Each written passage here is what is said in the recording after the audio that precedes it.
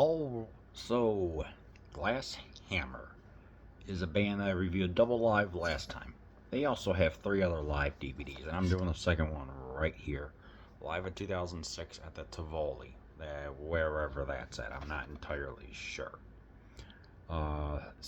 Yeah, starring Fred Schindel, Steve Badd, Carl Grove, Susie Bogdanowitz, David Wallman, and Matt Menendez, Bethany Warren, Flo Paris, and some Rachel Hackenberger, Beckman, Susan Whitaker, and Rebecca James.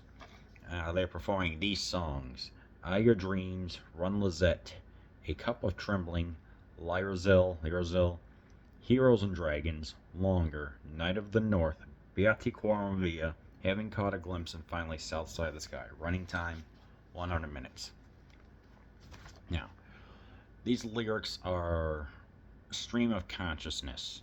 There's some, fantasy. There's like inspired mainly by fantasy of C.S. Lewis and Tolkien, and also a little bit of Christian lyrics, but it's not exactly overt. It's more poetic / stream of consciousness, like I just said.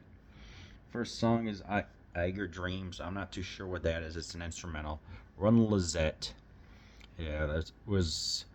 They've got the male and female vocal duality going on. You got the key. You have the keyboard and bass playing off each other, and it was like something 3/4 vocals. It was like 3 to 4 band members were handling the vocals, and it jammed towards the end. The Morning She Woke is more of a keyboard guitar piece. It was a princess unaware of her father's plans, and it's fantasy based. This one I felt maybe I just didn't get it, but I just didn't like it. It was okay, I guess. A Cup of Trembling, a more faster number for guitar. It sounds like obvious Rush influence as well. It's about a false prophet who claims to be God, and it's a build up with 2 of the female vocalists. That's what I like. Towards the end, it just gets more and more intense, which really adds more to the weight, and just stay away from false prophets, pretty much.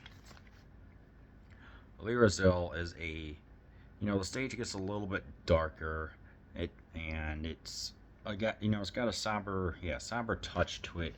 I couldn't find the lyrics online, but you also have a 17-piece orchestra, which I'm just like that. What was that? The GPS Girls Choir. Oh yeah, what was that? I forgot to mention there were some other members in here as well.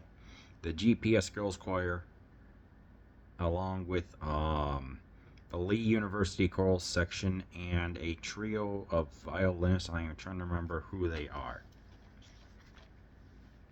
So it's like, hey, we're actually getting a little bit more variety going on here. Hero and Dragon, a lyrical piece about the downfall of humanity. It's alright. It didn't do too much for me. Longer, which this is a love song with build-ups of keyboards and the string section. Kansas influence is strong. I would say from Leftover Chair and Song for America. 3 parts instrumental bliss, also 3 screens of the singers. What I've noticed is like they won't do like a split screen, but they'll do like a tri-screen to show each vocalist performing, which I think is a nice touch. I mean, they really do go all out with the productions in here. Night of the North, 25-minute epic. It's a band crafted many parts, including a drum solo. The bassist narrates everything during the chaotic part, which this one has so much Yes influence. It sounds like the Gates of Delirium. I mean, drum solo, and finally a 150-piece vocal orchestra or chorus. Holy smokes! And they're there for like the last 5 minutes, because I was wondering earlier, hey, we have this 17 count choir. I'm like, are we getting something else? Lo and behold, they all reveal to be 150 piece, and I'm like, what the heck? That was incredible. Choir takes on for Beati Quorum Via, which is blessed are those whose ways are blameless. That's from Psalm 119 or something. Integrity and righteousness in the Lord. It is a motet by, which is French for word, by Sir Charles Willem Stanford. It's a vocal composition that's changed hundreds of times over the years. That's pretty much like what it means. Like, you know, like how one could view what was that? Fleetwood Mac's version of Green Man Alicia with the two-pronged crown. Judas Priest covered it, and then Therion covered the Judas Priest version. So I guess that's a kind of metalish example. And finally, number 10. Number 10, which was Having Caught a Glimpse. It's a Christian song, not super duper preachy, which is pretty good. A woman finds her groom in happiness. It's a string section performs again, and finally South Side of the Sky, a Yes song, keyboard aplenty about how death can be beautiful and a polar expedition that went wrong. Yeah, so you've got a lot of stuff going on in this one, live at the Tivoli. I'm just like, this is good. This is some good stuff right here at 100 minutes, 11 songs. It feels like the band really wanted to do something different, so they decided, like, hey, let's just make this grand and orchestral. Because, you know, you've had some other bands that have performed with orchestras, you know, the Moody Blues, Procol Harum, Yes, amongst others. So, like, let's get this American symphonic progressive rock band be able to do it. I mean, this is highly recommended. You know, it's like each song is freaking fantastic on here. For me, probably a Cup of Trembling, Longer, Night of the North, and Having Caught a Glimpse are my personal favorites.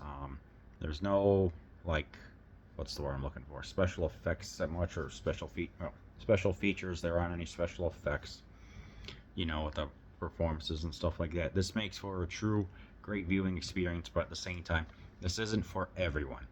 It's like, if you don't have the patience to sit through a 25-minute long song, this is not for you. It's like, you get the Yes cover, you don't have any song introductions, and element, the sound, you can hear it well, but it's like the dynamic range has been kind of reduced. So I kind of have to say, yeah, it needs a little retouching this or ever be re-released. So yeah, do I recommend this?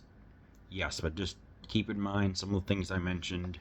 But if you want to see something that's truly orchestral, I recommend you watch Glass Hammer live at the Tivoli.